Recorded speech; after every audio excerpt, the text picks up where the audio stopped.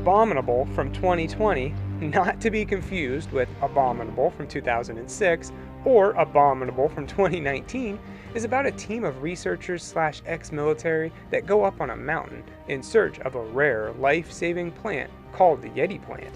But a real-life Yeti is guarding it.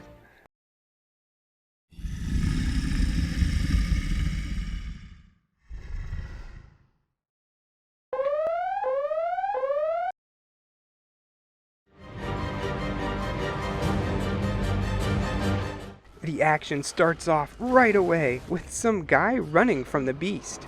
He trips and falls, dropping the precious plant, and the monster kills him. A good way to get things started. Okay, we're off on the right foot here. Now, some people break into this lab and try to figure out what happened here. Who are these people? Heck, I don't know. I'm sure most of them are just here to die. But the important people seem to be Dr. Helen Smith, Robert, Sarah, and Pete. 4 of the most bland names in existence. What do you got, Sarah? The facility is located high up in the mountain, and they don't have any signal to call for help or anything. I don't really get why. I thought they were there to help out the other scientists. Weren't they there to figure out what happened? Anyway, they need to set up 2 beacons, one on either side of the mountain, to get signal, or something like that. It's not really explained that well. Oh, and there's a storm coming, because, you know, there's always got to be a storm coming. They all split up and set up their beacons, and some of the team wander around aimlessly to be killed by Bigfoot. Honestly, the gore effects aren't too bad here. The creature costume, well, that's a different story. While out and about, the doctor notices that something's different about the snow, and that it seems old? Interesting.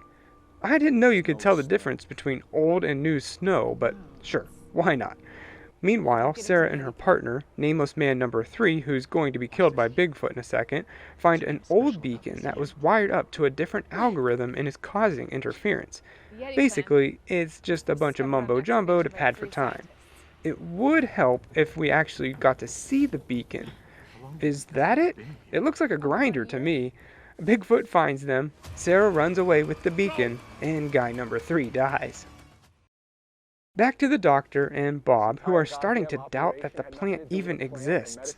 That's when Helen admits she has her own personal reason for finding it. She has brain cancer, and the plant will save her. Sarah makes it back to the lab, where Pete is waiting for her. They discover this area is some sort of prehistoric gap, captured in time. So they're in the past. The plant and the Yeti are all from the age of dinosaurs. No wonder they don't have signal. The doctor finally makes it to the point she needs to get to set up the beacon, and she does.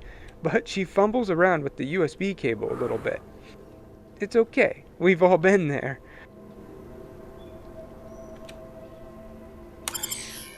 Then Bob points the gun at her. Oh, what a twist. He says he's tired of looking for the Yeti plant and is going for the bigger prize, the Yeti itself. He shoots Helen in the leg and leaves her there. Then we get the greatest line in any movie ever. Oh God, you're the real beast. Pete and Sarah get their beacon up, but now they have to get the generator running. Sarah works on it while the perturbed prehistor pummels Pete. She gives up and sets the flashlight to strobe, which apparently the creature hates, and it runs away.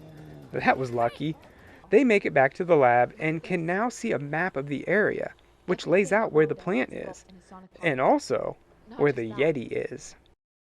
Now, to make things more complicated, Sarah has to go to the north beacon to send out the distress signal. She leaves Pete alone in the cabin, and he's killed. Goodbye, Pete. Back to the doctor, who, despite her bullet wound, has caught up with Bob. They fight a bit, but in the end he drags her to the Yeti plant, and plans on using her as bait. But before the creature can show up, Sarah pops by to save the day. She doesn't shoot him or anything, but distracts him long enough for the doctor to stab him, and then Bigfoot comes to finish the job. And boy, does he ever! I've been pretty hard on this movie so far, but man, they didn't skimp on these special effects. Bigfoot not only rips his face off, but beats the crap out of him. Helen knows she isn't gonna make it, so she gives the Yeti plant to Sarah and tells her to run, which she does, but then passes out.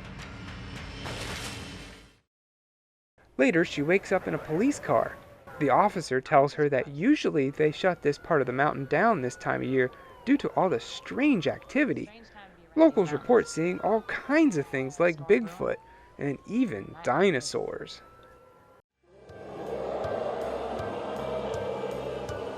And that was Abominable.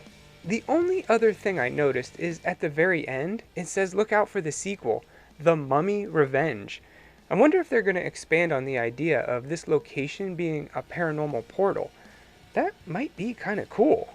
But Abominable is kind of a mess. Things don't start making sense until about 45 minutes in, but the movie is just over an hour long. They use a bunch of technical jargon that just doesn't work and it leaves you confused. Just listen to this part. If it's the you think it is, then his eyes adjusting to a higher cover of the spectrum should be damaging, like staring into the sun. Just, I'll handle the wires, go back to the cabin, check the monitors. I need to know the status of our power reserve. Can you tell me what's going on? 'Cause I sure don't know. The only thing that redeems this movie is the gore effects. They're pretty good. The same can't be said about the Yeti suit. It's not the worst we've ever seen, but you can still see the folds in the skin, and just overall, I would have liked to have seen a better attempt. The acting is pretty bad, and the music is good? I don't know, it has its moments. And the story is pretty convoluted. Were they there to rescue the scientists, or to get the plant, or to kill Bigfoot? Or maybe all three? I don't know, and it's not worth thinking about anymore. I give Abominable 1.5 grinder beacons out of 4. Ah! Oh, God, you're the real beast. Ah!